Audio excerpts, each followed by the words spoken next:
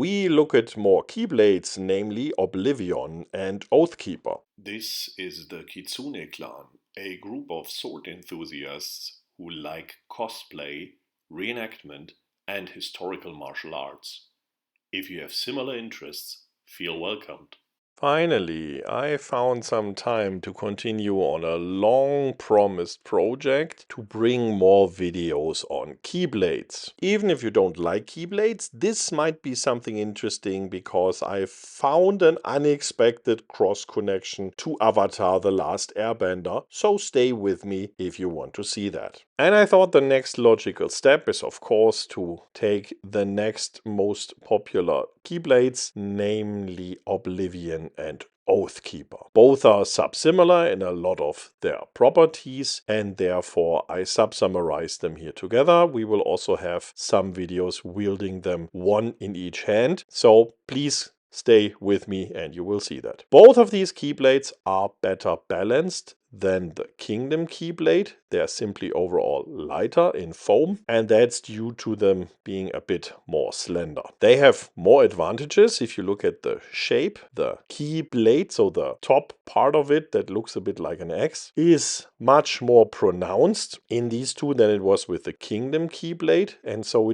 they are more X-blade-like. Also, each of them has a kind of a tip, so it's possible to have a point when you thrust, and they have some protrusions on the backside, so striking with the other side, and that's what we have to do because, as I showed you before, the Keyblade only works when we hold it in thumhold, like a German longsword when doing mastercuts, and so we need the backside. If you have not seen the video on the Keyblade in general yet, I will link it in the description box, as I will also link some videos dealing with the mastercut mechanics and the thumhold mechanics, because that's what makes that thing here really functional. Some other aspects: the tip is differently shaped, which allows for pushing and for pulling. That was not really possible with the Kingdom Keyblade, although I compared it a bit to a Chinese hook sword, which can pull. With this type of Keyblades here, the Oathkeeper and Oblivion, this is much easier possible. And the pushing and pulling motion is important. We can use this against different weapons. It's very useful against the sword. It's very useful against the axe especially. And it's also especially useful against pole arms. And here the interesting aspect is, otherwise it's really hard to keep control over the pole arm. Funnily, due to the nature of the material that we are using here, sometimes when pushing a sword, an axe or whatever, it can get trapped, and then you have full control over it,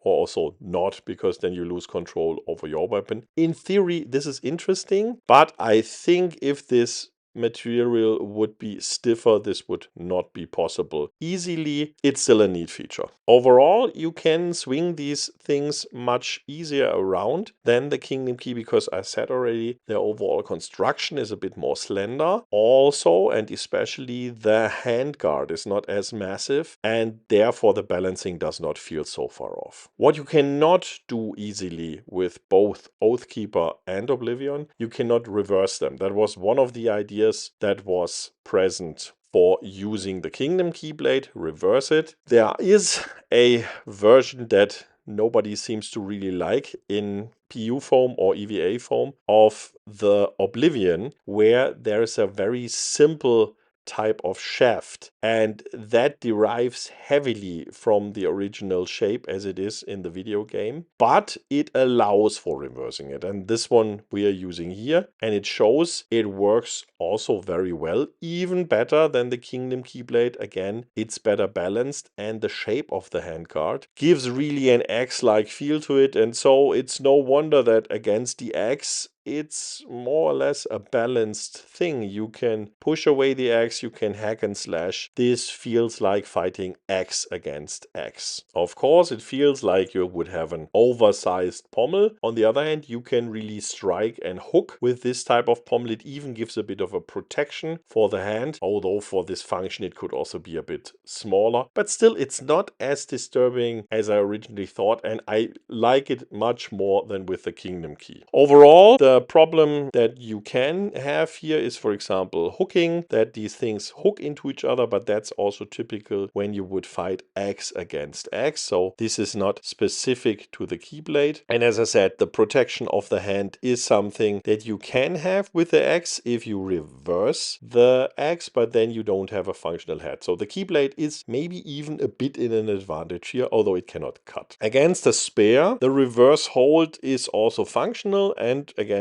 very similar to how you would use an axe against a pole arm. The main problem is whether it's long enough to protect your feet, and in principle this one should be long enough so that you can do exactly that, have control so that the spear cannot cut off your Achilles tendons, for example. Overall, it feels not so bad to swing this thing around. As pointed out, at least it feels much better than the Kingdom Key. And I think, if I'm not mistaken, a lot of the players also like Oathkeeper and Oblivion much more than the Kingdom Key. So here the shape fits with the expectations from the video game. As I've pointed out, we have compared the Kingdom Key already to the Chinese hook swords. And I've also pointed out these ones here now can much more hook and push and are therefore more similar to the Chinese hook sword. So the next step is, of course, use it like the Chinese hook sword and take one in each hand. That's also what we see in the computer game. And then we can do fun things like disarm, or we can also have the avatar feel and do it like Jet did it. Interhook the two Chinese hook swords, indeed a common technique to see, and swing them around. Although we have to be aware, it's not so easy to get out of this situation again, and you are a bit vulnerable then. Overall, if we use these two Keyblades in a pair, this gives us a lot of control, and it's definitely better than having a single one. On the other hand, if you're not used to have two bulky, almost axe-like weapons in thumhold and to move them in concert, it can be a bit overwhelming, the situation. This will not have been the last video on Keyblades, as I pointed out in the video about Keyblades in general. There are so many that we can look at, but it already shows that the Kingdom Key is probably not the best Keyblade in the sense of having a shape that you can really make use of. And therefore, I hope the people that like Kingdom Hearts are happy with these findings that I have here. Maybe some guys from the sword community will now admit that we can make some use at least of the Keyblades. Overall, I hope we could inspire you, and we hope to see you around next time.